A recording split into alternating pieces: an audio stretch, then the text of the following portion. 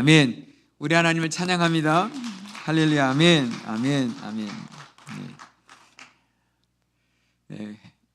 우리 귀하신 우리 이병철 목사님 보실 때와 저를 보실 때 많이 다르죠. 일단 편하잖아요. 요 깔판만 없었으면 제가 거의 안 보이는, 나타났다 들어갔다 이렇게 할 뻔했는데, 어쨌든 간에 저는 여러분들에게 편안함을 드립니다. 그래서 다른 걸로는 우리 담임 목사님과 절대 비교가 안 되기 때문에 어쨌든 간에 자금으로 아담으로 여러분들에게 편안함을 드리는 김용덕입니다. 여러분 새해 복 많이 받으시라고 제가 새해 인사 드릴 텐데요, 안 보일 수 있습니다. 잘 보세요. 새해 복 많이 받으세요.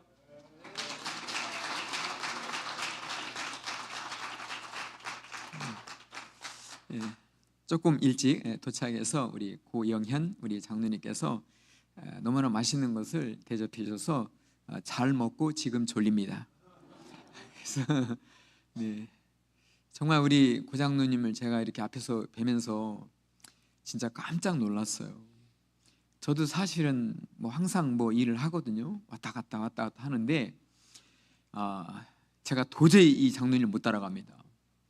굉장히 몸이 빠르시고 손도 빠르시고 정말 너무나 그 섬김이 민첩하셔서 하여튼 감동을 제가 받았어요. 감동을. 정말 우리 장로님 같으신 분들이 다니엘이 10대 젊은 나이로 왔잖아요, 바벨론에. 그런데 거기서 나이 70을 더 먹습니다.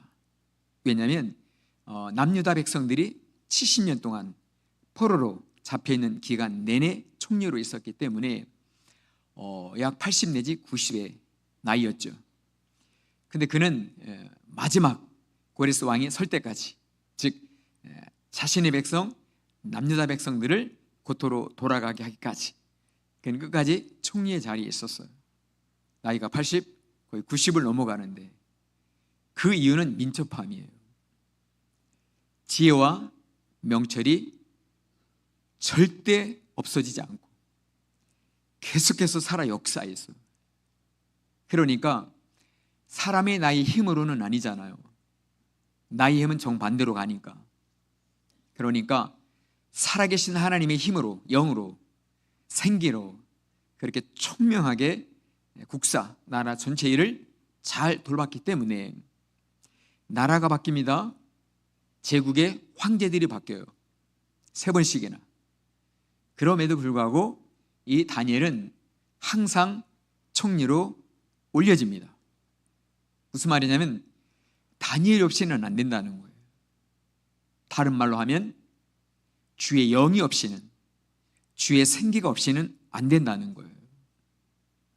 그것을 이스라엘 남유다 백성들 뿐만 아니라 모든 바벨로니아 혹은 다른 나라에서 잡혀온 포로된 백성들이 다 보게 된 거예요.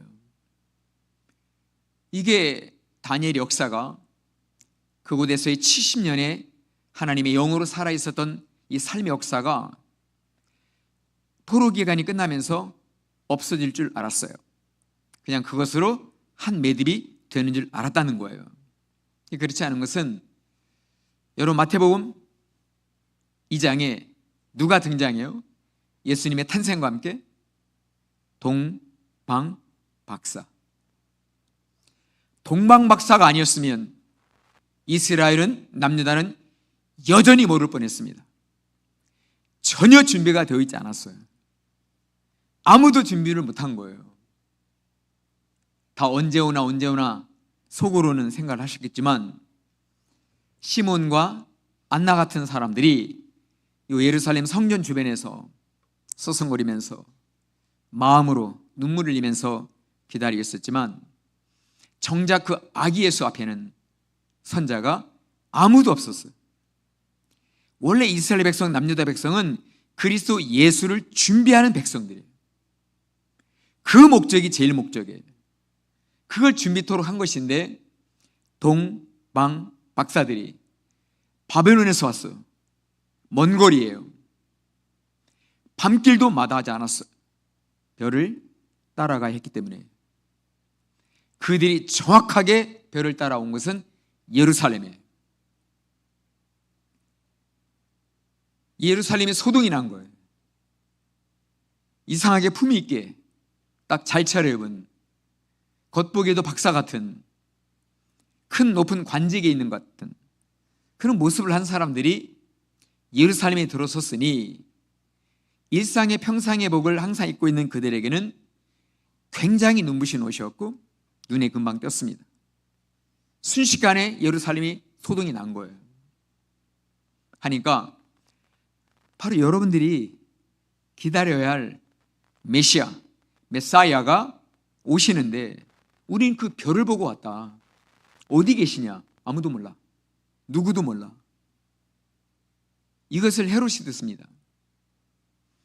절대 군주였던 헤롯에게는 자신의 아들이 아닌 누구도 자신의 왕의 뒤를 잇지 않습니다.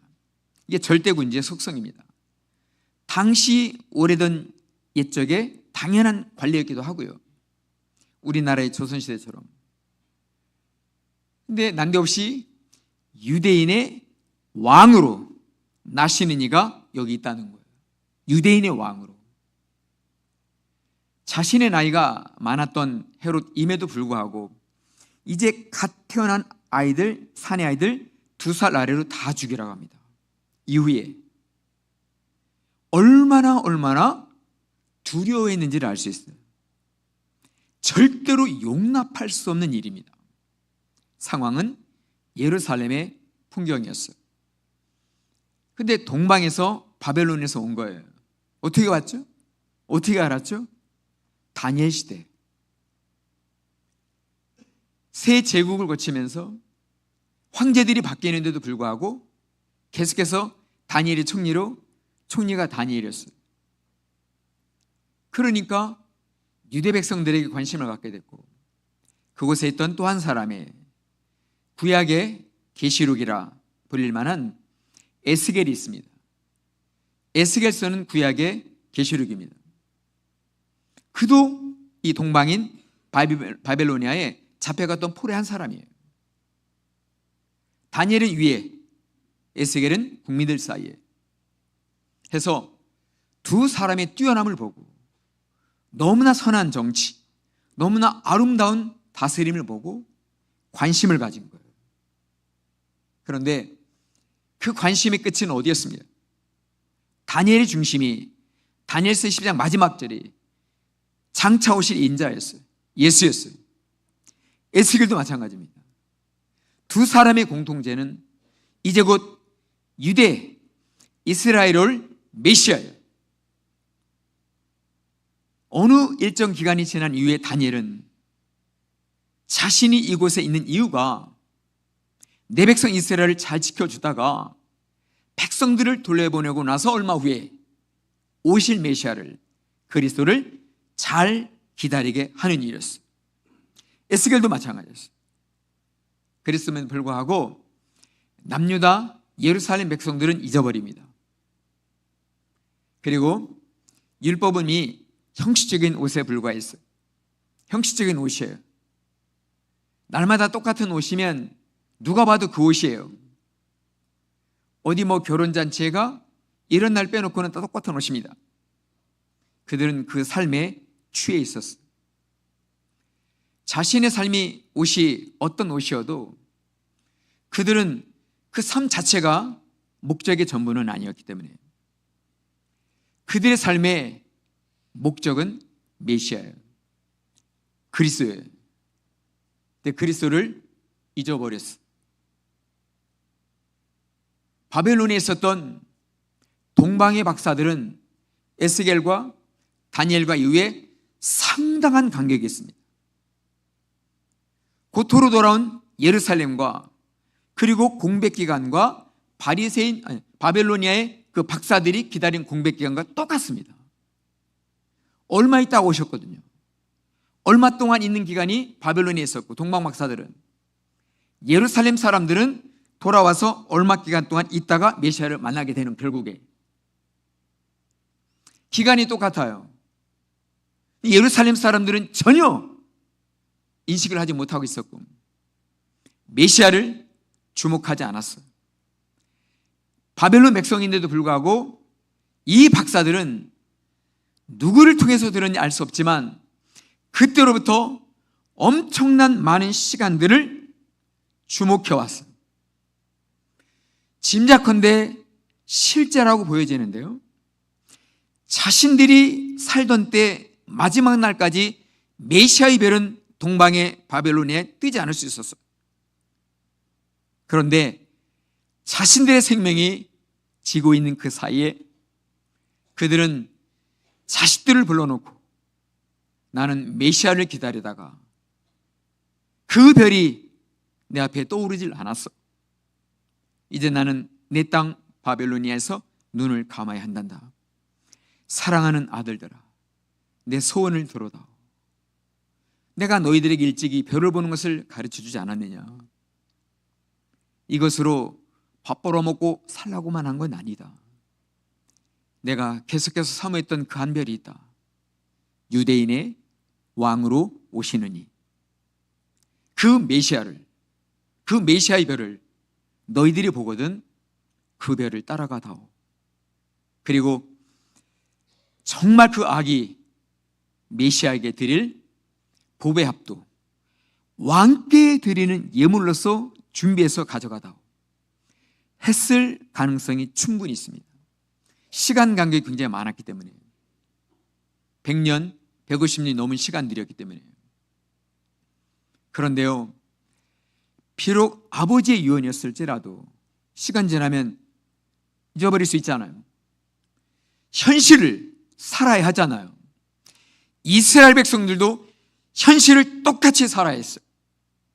그런데 현실을 이긴 사람들은 메시아를 기다리도록 언약으로 백성을 삼은 예루살렘 백성들이 아니라 언약 백성이 처음부터 아니었던 이방의 바벨론 사람들이 마침내 메시아의 별을 보고 떠난 거예요. 일상을 이긴 거예요. 삶을 거듭난 거예요. 이것이 진짜 이 시대의 본 어게인, 다시 나는 거예요. 이 사람들은 예루살렘 사람들이 아니에요. 아브라함이 조상이 아닙니다. 그럼에도 불구하고 이 동방 사람 세 사람은 결국 예루살렘까지 들어왔어요. 예루살렘에 큰 소동이 일어났습니다. 왕도 만났어요. 그럴 정도였습니다. 그런데 멈춰있던 예루살렘 위에 이 별이 움직이는 거예요. 여러분요, 그 별이 어느 쪽으로 이동을 했냐면요, 동쪽으로 이동을 했습니다. 하나님의 역사는 언제나 한결같이 변함없이, 그리고 영원히 동쪽의 역사예요. 하나님의 영의 영광에 이 출입이 동문에 있어요. 다윗은 이른바 동문지기의 예배자예요. 하나님의 영이 출입하시는 자리에 서서 예배했어요. 그러니까 이 별이 움직이니까 따라 올라가면 어디로 가냐면 요 기드론 시내가, 혹시 사진 준비됐으면 올려주시면 감사하겠고요. 요 기드론 시내가의 이쪽 편이 예루살렘이에요. 예루살렘도 상당히 동쪽이지만 감람산에 비해서는 서편입니다. 감람산이 더 동편이에요. 그래서 별을 따라가다 보니까 이게 감람산을 넘어갑니다. 근데 감람산이 어느 쪽에? 동쪽이라고 했잖아요. 지금 저 황금돔이 있죠? 이게 서쪽입니다. 이 맞은편 무덤이 있는 쪽 보이죠? 이쪽이 감람산이에요. 그러니까 해가 떠오르면 감람산 위에 첫빛, 첫 햇빛, 아침빛, 새벽별빛, 이 빛이 비치는 것이 정확하게 황금돔입니다. 저렇게 황금으로 돔을 해놓은 이유는 저기에 빛이 비치기 때문이에요. 아침빛이 붉거든요. 황금빛이에요. 그러니까 이 별이 저 예루살렘 저 황금돔을 지나서 이 시내가, 기드론 시내가를 지나서 감람산을 넘어가게 한 거예요. 말씀드렸잖아요. 감람산이 어느 쪽이라고요? 하나님의 도성, 진리의 성읍 예루살렘 성전 머리에 첫 빛을 비춰주는 산이 감람산이에요. 감람산이. 이 별이 정확하게 동쪽으로 감람산으로 인도를 합니다. 해서 감람산에 머물러서 딱 내려보면 베들레헴이 펼쳐져요. 베들레헴. 놀라운 사실을 한 가지 더 말씀을 드리겠습니다. 예수님께서 승천하신 곳이 예루살렘 어느 언덕일까요? 아니면 감람산일까요? 감람산이에요. 놀랍죠? 감람산 벳바기 쪽입니다. 거기에 승천하셨어요. 그러니까 하나님의 출입이에요. 변함이 없다고 그랬잖아요. 이스라엘이 출애굽을 할 때도 동풍이 불어와서 바다를 가르고 말리고 해서 건너갑니다. 서쪽 해변길로 갈 수 있었어요. 거기는 군대가 다니는 길입니다. 전차들이 다니는 길이에요. 이스라엘 백성들이 서쪽으로 살짝 틀어서 서쪽 해변길로 올라가면 2, 3일이면 들어갑니다. 그런데 어떻게 해요? 예루살렘 지도상, 이스라엘 지도상 가장 먼 쪽으로 돌아갑니다. 이렇게. 동편으로. 서쪽이 가장 가까운 길이었는데 동쪽으로 돌아가요. 그게 요단입니다. 모압이고요. 거기서 들어간 거예요. 거리와 시간과 세월과 관계없습니다. 아니요. 관계없는 것이 아니라 불변하다는 거예요. 변치 않으신다라는 거예요. 그래서 광야에서 다 지켜주신 거예요. 만나, 메추라기, 물의 반석, 반석의 물 다 주신 거예요. 돌아가는 길이었기 때문에, 하나님께서 인도하시는 길이었기 때문에, 서쪽 길로 가면 바로 갈 수 있는데 돌아가야 했기 때문에 다 먹이시고 입혀주신 거예요. 마시게 해주신 거예요. 아침 만나, 단 만나 했던 그 만나도 날마다 내리셨어요. 동쪽 길로 가야 했기 때문이에요. 사랑하는 여러분, 하나님의 마음이 이렇게 불변하신다면 우리 삶도 이제 2025년부터는 변치 않는 주님의 길에 들어서서 이 길이 때로 멀다 느껴질 수 있어요. 왜 굳이 주님 광야로 돌아갑니까? 광야가 얼마나 뜨거운데 불뱀도 있고요, 들의 짐승도 있지 않습니까? 광야에 사는 원주민은 어떻게 하고요? 다 이기겠어요. 다 이기겠다니까요. 그들이 믿음만 있었으면 광야가 아니라 지름길로 갈 수가 있었어요. 살아계신 하나님을 날마다 경험하면서. 그런데요, 그 백성들이 결국 하나님을 등지고 말았기 때문에 긴 세월들 40년을 거기서 보낸 거예요. 그런 다음에 동쪽 길로 들어갔잖아요. 여러분요, 2022년 이 올해 이 새해부터는요, 진실로 주님을 바라보며 가자고요. 정말 주님을 바라보며. 어떻게 주님을 바라봐요? 눈에 안 보이는데 주의 이름을 부르며 가면 돼요.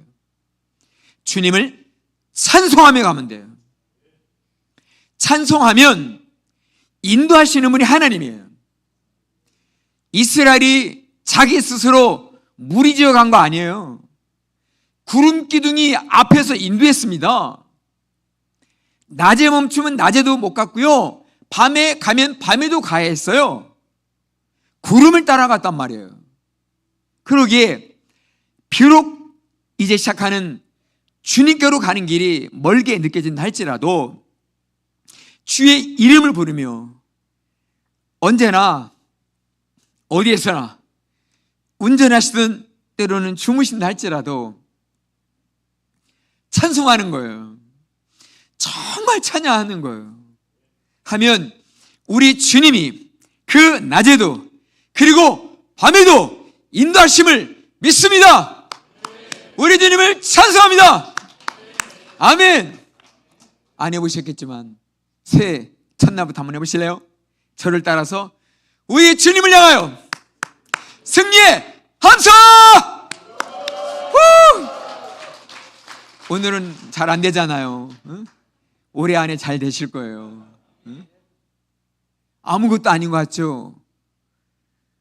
살아가면 살아갈수록 주와 함께 살아갈수록 이걸 알게 되는 거예요. 그러니까 주의 이름을 부르면 되는구나. 정말 다 모를지라도, 손에 안 잡힌다 할지라도, 귀에 안이 들려도 눈에 안 보여도 갈 수 있구나. 제가 굉장히 보수적인 신앙을 해왔기 때문에 그걸 잘 알아요. 여러분들의 심정도 잘 알고요. 그런데 그것이 다는 아니었어요. 저는 신학 때 도서관에서 살았습니다. 얼마나 책을 많이 읽었는지 몰라요. 제 별명이 걸어다니는 성경이었어요. 거짓말 아니에요. 우리 교수님들이 붙여준 별명이에요. 이 김용덕 전사는 걸어다니는 성경이라고. 그런데요, 그거 쓸데없다는 거 아니에요. 그게 자칫 생각의 장애물이 되더라고요. 복잡한 개미굴 같은 과정을 거쳐서 너무나 긴 시간 만에 뭔가 답을 얻어요. 그것이 성경의 답이 아니라 안타깝게도 신학적인 답을 저한테 자꾸 내주더라고요. 신학적인 답을. 성경의 답을 주는 게 아니라. 그래서 얼마나 긴 시간 동안 제 안에 있는 신학적인 지식들을 씻어냈는지 몰라요. 트럭으로 2트럭을 내려보냈어요. 책을요. 돈 하나도 안 받고 일부러. 보내놓고 나서는 엿이라도 받을 걸. 엿도 많이 줬을 텐데 값도 따지지도 않고 그냥 실려보냈어요. 오직 성경만 보기 위해서. 그리고 주님에게서 그 인도하심을 받게 된 거예요. 그러니 여러분요, 긴 광야 길이어도 40년은 이스라엘 백성들이 불신 때문에 40년이고요, 정확하게 따라 올라가면 7일 길이 될 수 있었어요. 7일 길이. 그러니까 하나님의 길이 맞단 말이에요. 그 인도하심이 맞아요. 지금도 예루살렘은 전체 이스라엘 동쪽에 있거든요. 거기서 성을 세울 거였어요. 하나님의 뜻이. 거기서 성전을 지으실 거예요. 하나님의 계획. 동쪽으로 가야 돼. 그러니까 주님의 인도하심을 잘 따를 수 있는 길은 오늘 비록 내게 아무것도 들리지 않고 보이지 않아도 주 따라갑니다. 주님을 향해서 갑니다. 고백하시면 이 다음의 책임은 누가 져요? 주님이 주시는 거예요. 이것이 믿음 찬 고백이라면, 성령 찬 고백이라면, 찬양이 찬 고백이라면 주가 책임지시는 거예요. 사단에게 속고 끌려가는 거 아닌가요? 그렇지 않아요. 사단을 분별할지언정 끌려가지 않아요. 예수의 이름을 부르면, 예수의 이름을 부르면, 주님을 찬송하면, 주님을 범사에 높여드리고 인정하면 사단을 분별하고 사단을 물러가게 하고, 내 주님 오십시오, 저에게로 오십시오, 기뻐 받아주시옵소서 하면서 정말 내 주님께서 나에게로 오시는, 우리에게로 오시는 그리스도가 되시는 줄로 믿습니다. 아멘. 한 번 더 승리의 함성!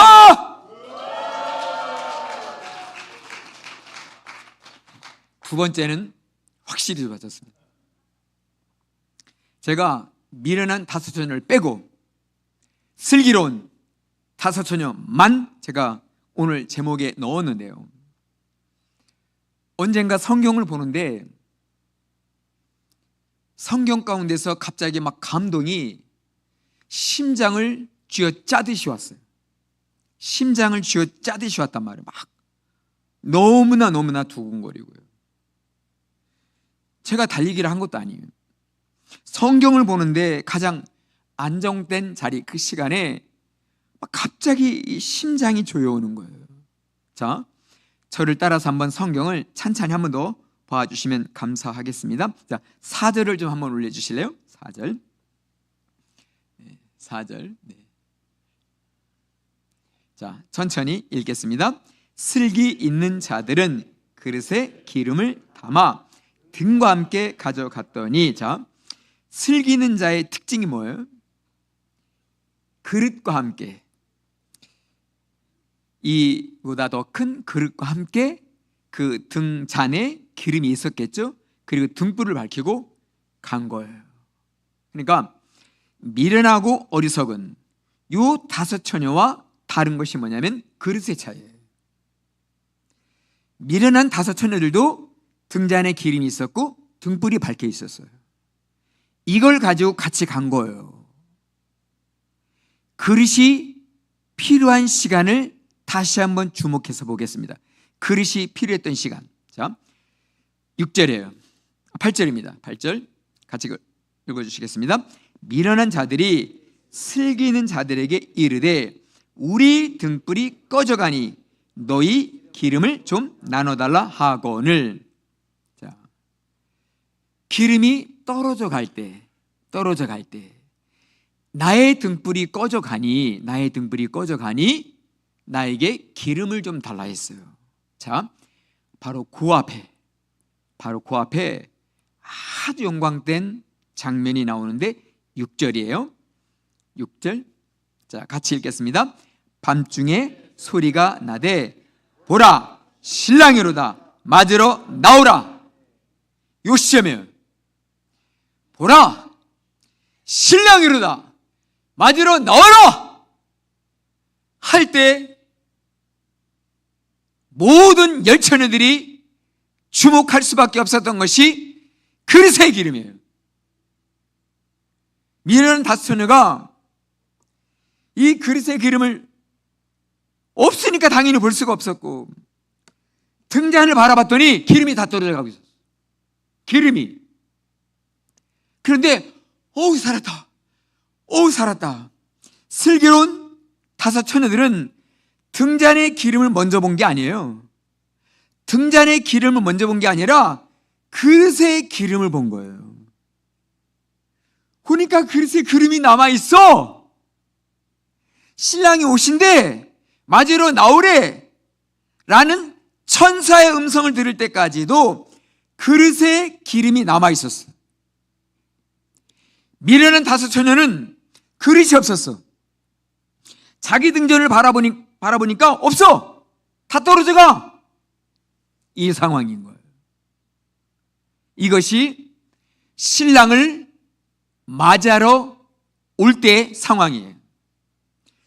다른 처음부터의 온 과정들은 없습니다. 없어요.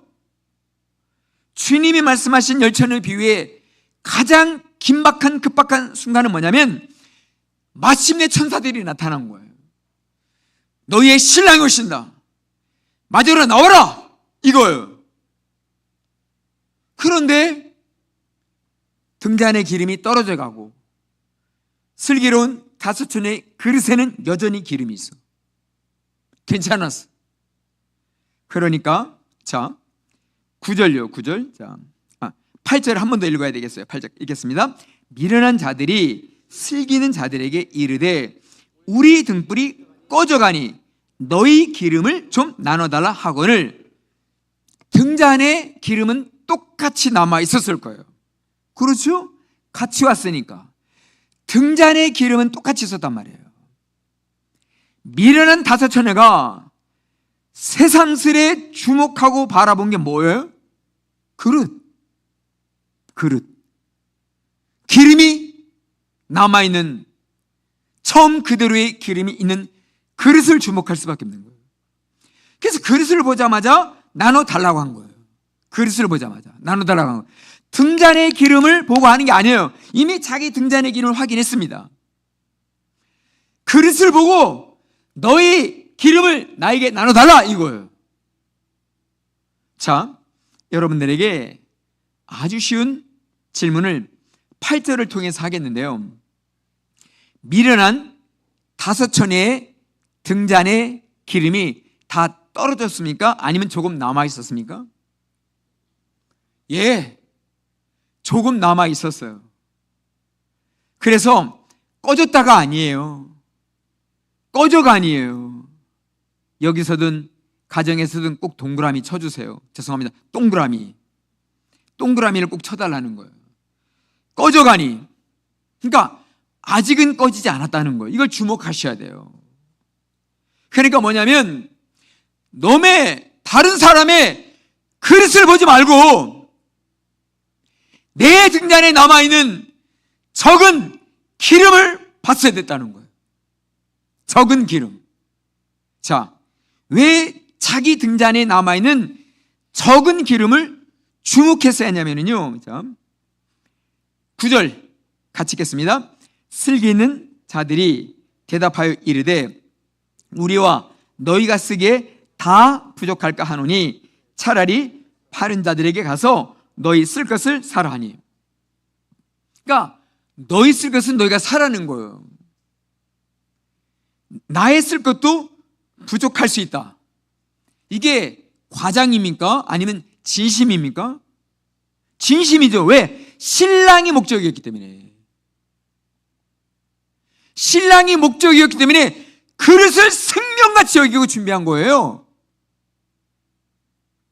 그릇 자체에 있는 이 기름을 많은 값에 팔려고 한 게 아니라 어떻게 하든지 나의 시작, 그 인생 시작부터 인생의 마지막 날까지 이 긴 광야길을 걸어와서라도 신랑집, 하나님의 동문으로 들어가는 신랑집, 그 집에 신랑집에 들어가고 한다는 거예요.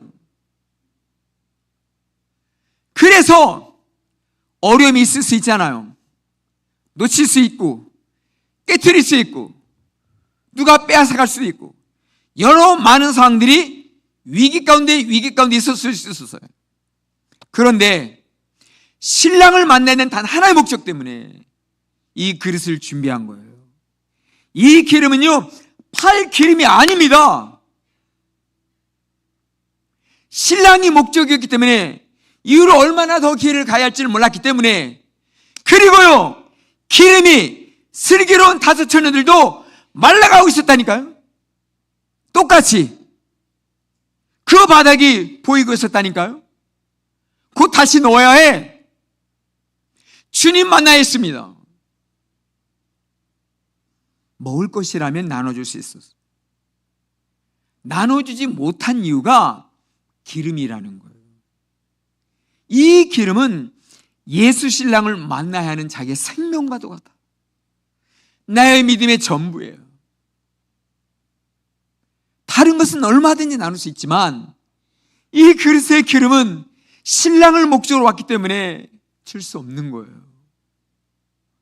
하여 이후에 예수님도 이들이 나눠주지 않은 것에 대해서 책망을 1도 안 합니다. 책망을 1도 안 해요. 이걸 주목하셔야 돼요. 책망을 전혀 하지 않나라는 거. 나눠주지 않은 것에 대해서. 왜? 그것이 그들의 신앙의 전부였기 때문에. 오직 예수를 만나는 것이 그들의 신앙의 단 한 가지 소원이었기 때문이에요. 자, 10절이에요. 놀라운 말씀이 여기에서 우리를 기다리고 있고 우리를 결국 멈추게 합니다. 10절 같이 읽겠습니다. 그들이 사러 간 사이에 신랑이 오므로 준비하였던 자들은 함께 혼인잔치에 들어가고 문은 닫힌지라. 신랑이 언제 왔어요? 파는 것으로 사러 간 사이에 온 거예요. 기름을 바꿔놓지 않았습니다. 이걸 주목해야 된다는 거예요.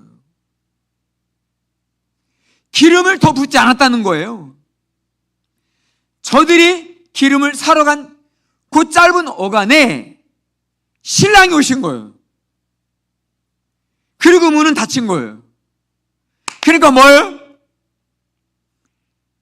너의 다른 처녀의 피와 같은 신앙의 전부인 기름을 내 신앙인 양 취하려고 하지 말고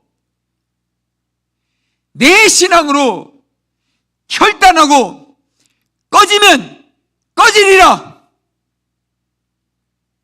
꺼지면 꺼지리라 라는 심정을 가지고 천사들의 음성을 들은 이후에 곧장 팔아주세요, 좀 나눠주세요 하기보다 더 빨리 신랑을 향 앞으로 갔더라면 이들은요 만났을까요? 못 만났을까요? 사러 간 사이에 오셨기 때문에 만날 수 있었어요. 이들이 진짜 어리석었던 이유는 오면서부터 계속 주목한 슬기로운 5처녀들의 그릇이 아니라 예수님이 어리석다라고 한 이유는 죽으면 죽으리다, 꺼지면 꺼지리다 하고 남은 기름을 가지고 나아갔더라면 다 만날 수가 있다라는 거예요. 이렇게 하지 못한 것이 어리석었다는 거예요. 우린 지난 2000년 동안 그릇만 주목했어요. 그릇이 있느냐 없느냐의 싸움인 줄 알았어요. 이게 미련하고 슬기로운 것의 차이인 줄 알았어요. 아니에요. 그릇에 있는 기름을 붓지 않아도 이미 그 어간에 오셨다니까요. 주님이 정말 보시러 간 건 뭐예요? 왜 천사가 먼저 이 주님의 뜻을 전한 거예요? 천사가 왜 음성을 전했냐고요? 곧장 가면 만날 수 있다는 거. 지체하지 말고 올라가면 너희들 열처녀 다 만날 수 있다는 거.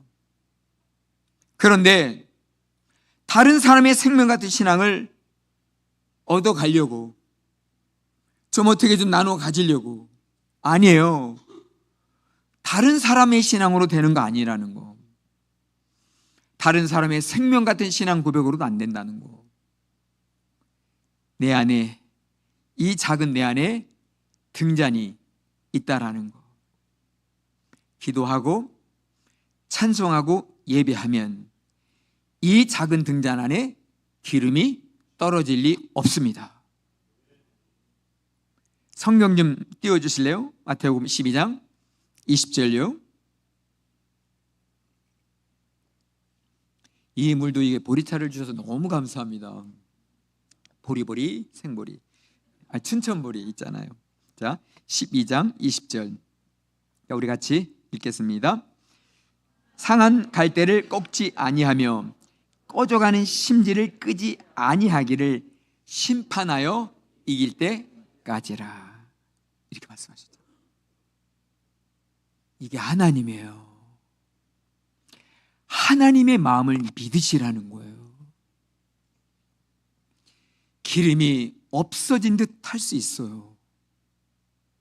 바닥이 다 보이도록까지 내 안에 기름이 바닥에 이렇게 깔려 있을 수 있다라는 거예요. 그런데요, 예수님을 믿지 않는 거예요. 예수님의 십자가, 그 예수님의 보혈, 물과 피를 다 쏟아주시기까지 우리 안에 부어주셔서 내 심령의 잔에는 주님의 물과 피가 있습니다. 주님의 물과 피가 있어요. 그러니까 미련하다고 말씀하신 이유는 곧장 올라왔어야 되는데, 주 예수만 믿고 올라오면 됐었는데, 다 만날 수가 있었는데, 이것을 장사하는 사람들에게 살아간 거, 이것이 어리석다라는 거예요. 거기로 살아간 그 시간에 오신 거예요. 그러니까 여러분요, 주 예수를 믿으십시오. 예수를 믿자고요. 예수는 할 수만 있다면 더 많은 사람들을 심판하시려는 분이 아니세요. 할 수만 있다면 더 구원하시려고 하시는 분이에요. 상한 갈대를 꺾지 않으신다라는 거예요. 다른 사람들은요, 특별히 장사하는 사람들은요, 그거 꺾지도 않아요. 아예 치지도 않아요. 그런데 우리 주님은 그 상한 갈대를 꺾지 않으실 뿐만 아니라 당신의 십자가로 세워주신다는 거예요. 세워주신. 그리고 다시 물과 피가 흐르도록 하게 하셔서 그해 가을바람도 이기게 하고 추운 겨울바람도 이기게 하셔서 그 다음에 그 갈대에 싹이 나도록 하게 하시는 분이 우리 주님이심을 선포합니다. 우리 주님께 영광의 박수를 올려드리겠습니다. 아멘. 옆에 분들에게 말씀해 주세요. 꺼져가는 등불 끄지 않으신다고 말씀해 주세요. 정말요.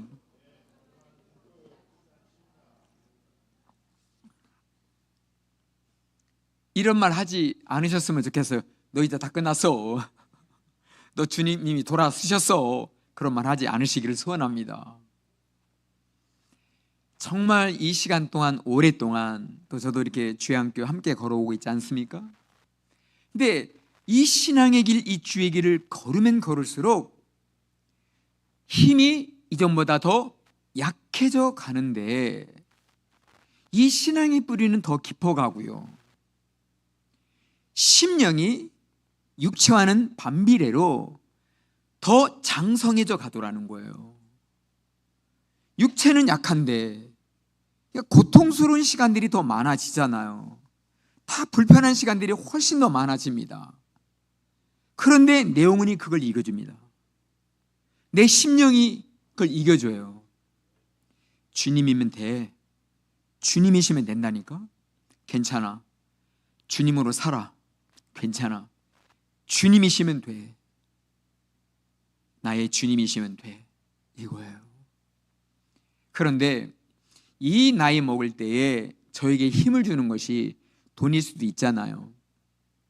좋은 차일 수 있잖아요. 나를 든든하게 받쳐주는 그 누군가일 수 있잖아요. 내가 알고 있는 어떤 고위직에 있는 분일 수 있잖아요. 힘일 수 있잖아요. 그런데요, 내가 아플 때는 아무 소용이 없습니다. 진짜 아플 때는 아무 소용이 없어요. 이런 초라한 모습을 보이기도 싫고. 그런데 아파서 초라한 그 시간, 초췌한 그 시간에 주님을 계속 불렀어요. 주님, 주님, 주님. 저는 정말 주님을 사랑합니다. 저는 정말 주님이 좋아요. 주님도 저가 좋으시죠? 하면서 깨닫게 하신 것이 오늘 이 말씀이에요. 상한 갈대를 꺾지 않으신대요. 꺼져가는 등불의 심지의 등불을 끄지 않으신대요. 그러니까 정말 미련하다 우리가 그 말 듣지 말자는 거예요. 기름이 내 안에 적을지라도 내가 나 스스로 보기에 좋은 신앙 아니어도 괜찮아요. 내가 나에게 실망이 돼도 괜찮아요. 그것은 내 생각이에요.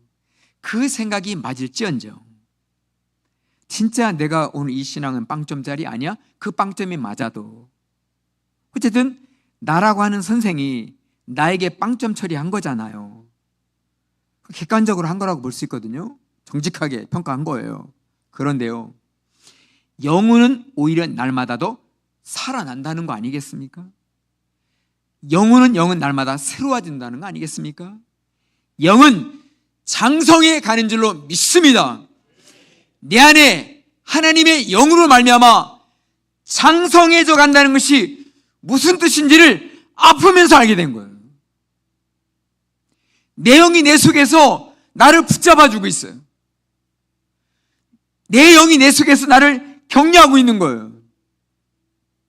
지금까지도 잘해왔다고, 못했다고 말하지 말라고, 지금 예수 이름으로 물리치라고, 그런 생각. 너는 잘한 거야. 잘했어. 행동 하나하나를 잘했다라고 말하는 거 아니잖아. 너가 이 거친 삶을 너의 작은 몸뚱아리로 이긴 것을 주께서 칭찬하고 계시는 거야. 자책할 수도 있고 쓸어 넘어질 수도 있고 스스로 자기에게 하는 것이 세상에서 가장 나쁜 일이에요. 절대 자기에게 그렇게 하지 마세요.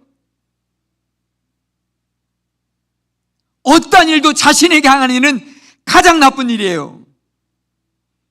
영혼이 살아있으면 그렇게 아니할 일입니다. 영혼이 살아있으면 나를 붙잡아 줍니다. 다시 이렇게 세워져요.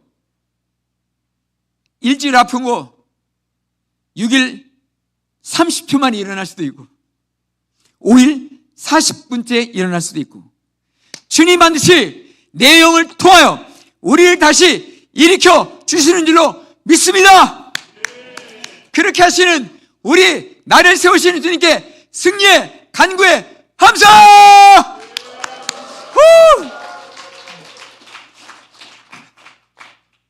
제가 지금 무슨 일 하고 있습니까? 여러분의 영혼을 열어드리고 있어요. 늘려가지고 제대로 말도 못하고 그렇잖아요. 자꾸 먼 데만 쳐다보고 뭐하냐고 깜짝 놀라고. 아니에요. 그 상황의 기름이 지금 바닥에 있는 것은 맞을지라도 우리 주님은 다시 우리에게 주님의 물과 피, 즉 주님의 기름을 우리에게 다시 부어주시는 거예요. 그래서 주 예수의 이름을 부르는 자 한 영혼일지라도 우리 주님은 다시 세상에게 내어주지 않아요. 결코 다시 사단에게 우리를 내어주지 않아요. 반드시 붙잡아 주세요. 진짜 붙잡아 주더라고요. 그러니까 우리 목사님도 2024년이 정말 많이 어려웠다 말씀을 하셨어요.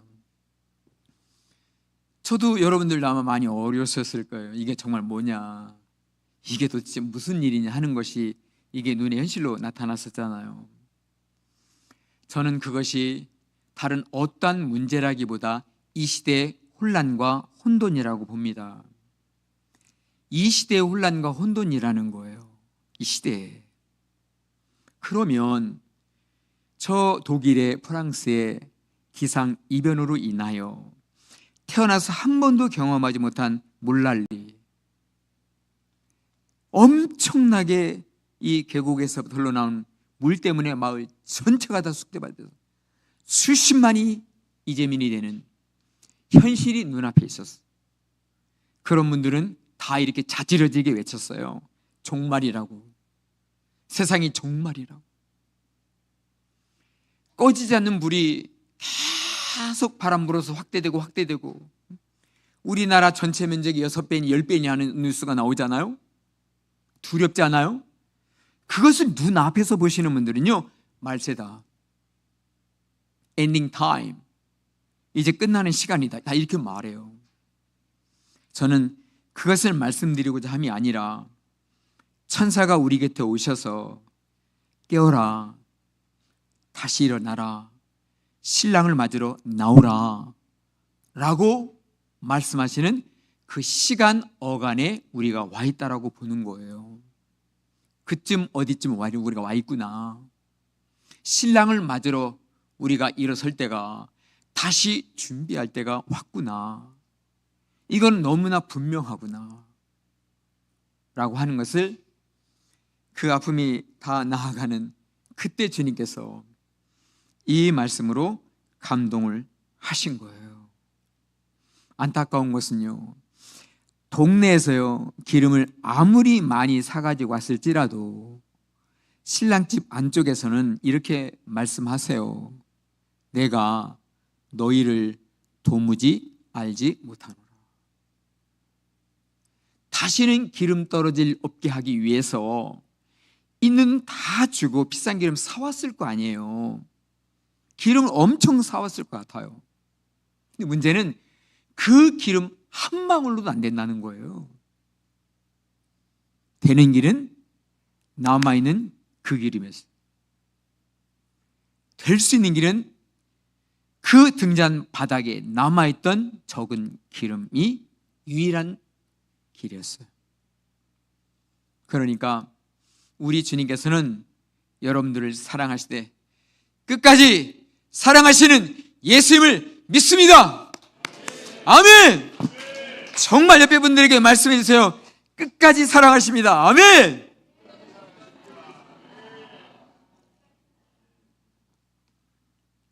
정말이에요.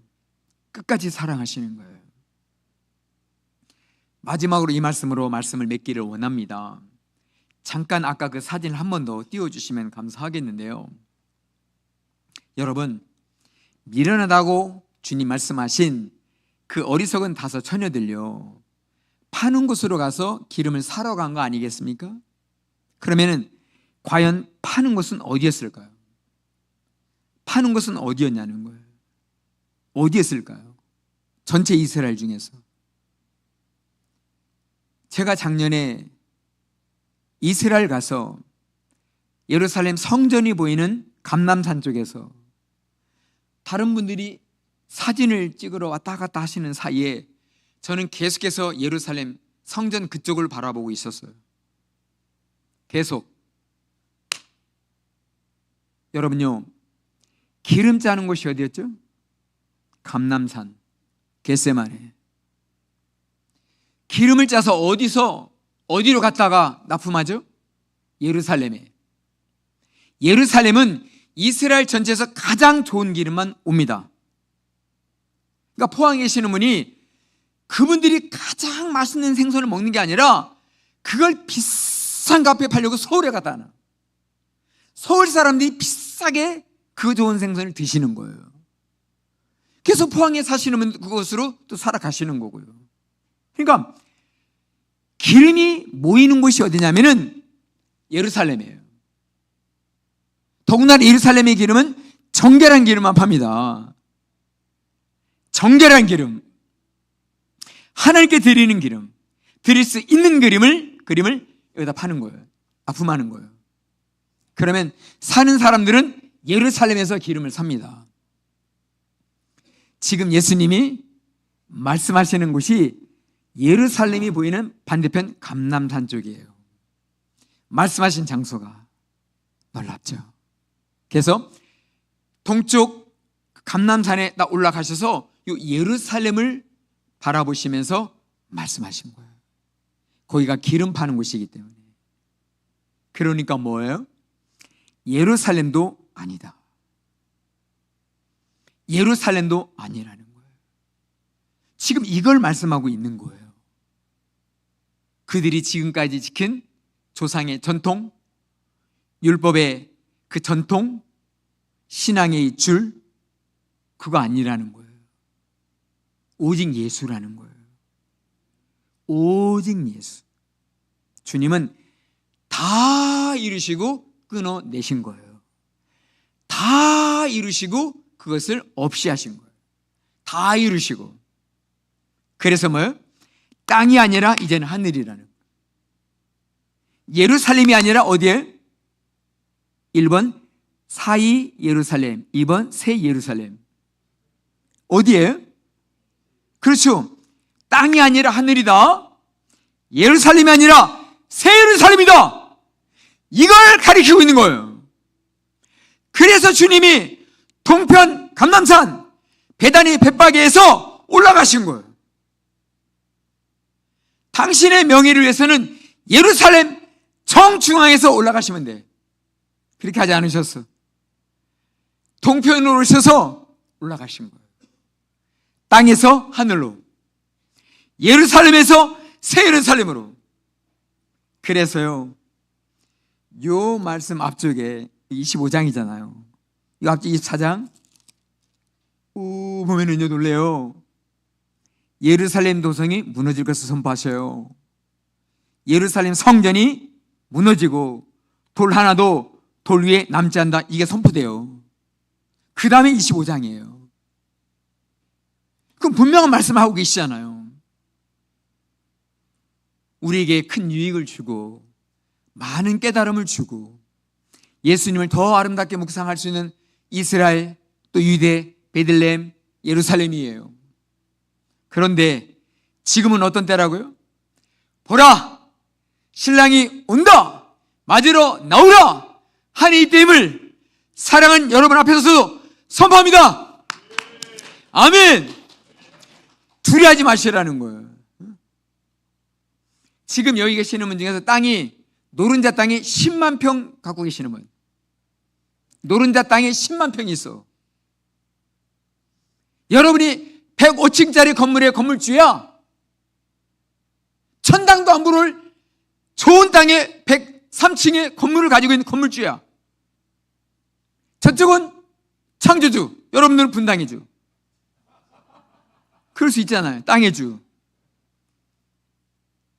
그것이 예컨대 있다 할지라도 그러한 분들이 신앙으로 살아가시잖아요. 실제로 미국에 있었던 일이에요. 자신의 전 재산을요 내놓고 이 도시에 사는 사람들의 물값을 이걸로 지불해 달라고. 그래서 그 도시는 물값을 안 내요. 우리로 말하면 수도세를 안 낸다니까요. 이분이 다 평생 모아놓으신 그 돈으로 이게 다 나가는데 이자도 더 쌓여져가. 앞으로 종말이 올 때까지 그 도시의 사람들은 수도세를 안 냅니다. 신앙이 있는 분들은. 그러기에 우리는 너무나 보석 같은 값진 신앙을 우리 심령 속에 우리가 두었기 때문에 이 신앙으로 우리가 살아가는 거예요. 그렇다라고 삶을 막 살자, 이렇게 나에게 소중하고 무조건 떼어주자, 그런 거 아니에요. 저는 그렇게 하는 거 오히려 원하지 않아요. 그렇기 때문에 정말 이제는 내가 이 땅이 아니라 눈을 들어 하늘을 바라볼 때라는 거. 그리고 기름을, 이 찬양을 통해서, 이 찬송을 통해서, 그리고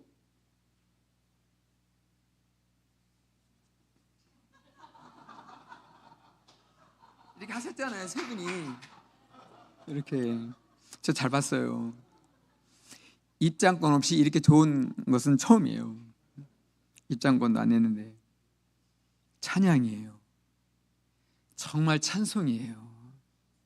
신앙은 어렵지 않아요.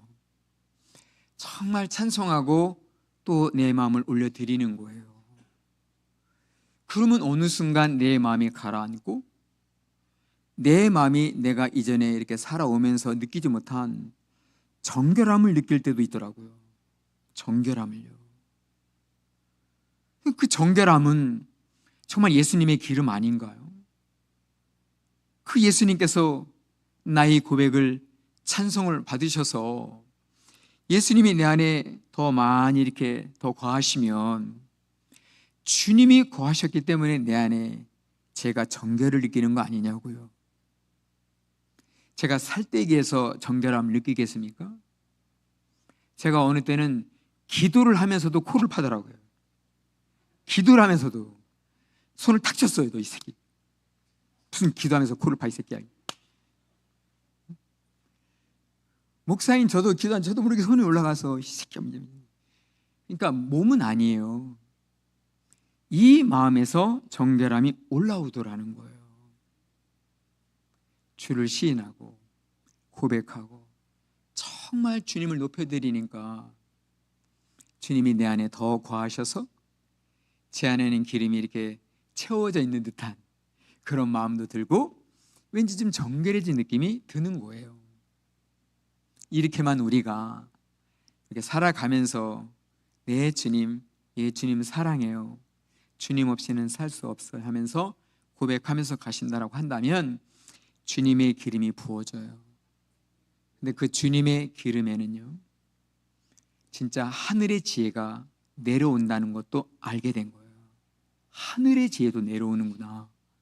그래서 다니엘이 그 정결로 10배가 더 뛰어난 그 지혜로서 새로운 제국의 황제가 서도 다니엘을 불러오라고, 다니엘이 어딨냐고 할 만큼의 다니엘이었어요.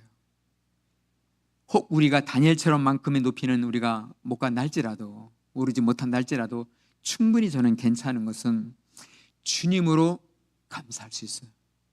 주님으로 용기를 내서 살 수가 있고요, 때로 생각하지 못한 그런 지혜, 그런 지혜를 주시니까 놀라면서 사는 거예요.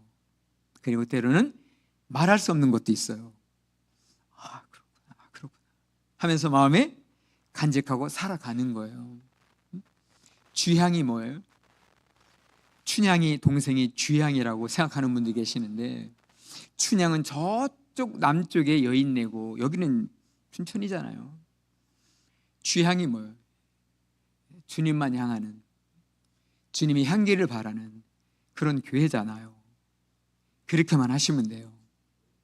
주님이 더 충만하게 계셔서 주님의 향기가 나면 우리는 올 한 해도 잘했다 칭찬받을 수 있는 슬기로운 다섯 처녀가 되는 줄로 믿습니다. 자, 우리 주님께 마지막 감사의 함성! 할렐루야! 아멘! 우리의 자녀들 힘내라! 우리의 자녀들 잘 된다! 우리 한번 같이 선포하겠습니다. 새끼들아! 잘 된다! 걱정하지 마! 박수! 우리 신앙의 우리 부모님들, 우리 청장년들도 염려하지 마세요. 주님이 함께 하십니다. 정말 주가 도우세요. 기도하겠습니다. 함께 같이 기도하기를 소원합니다. 꺼져가는 심지, 그 심지를 끄지 않으신다는 거예요. 상한 갈대를 꺾지 않으신다는 거예요. 이길 때까지 꺾지 않으시고 이길 때까지 그 등불을 끄지 아니하신다는 거예요. 그러므로 우리는 반드시 이기는 성도임을 선포합니다. 우리는 다 이길 수 있습니다. 열처녀로서 모두가 다 슬기로운 처녀가 될 수 있음을 선포합니다.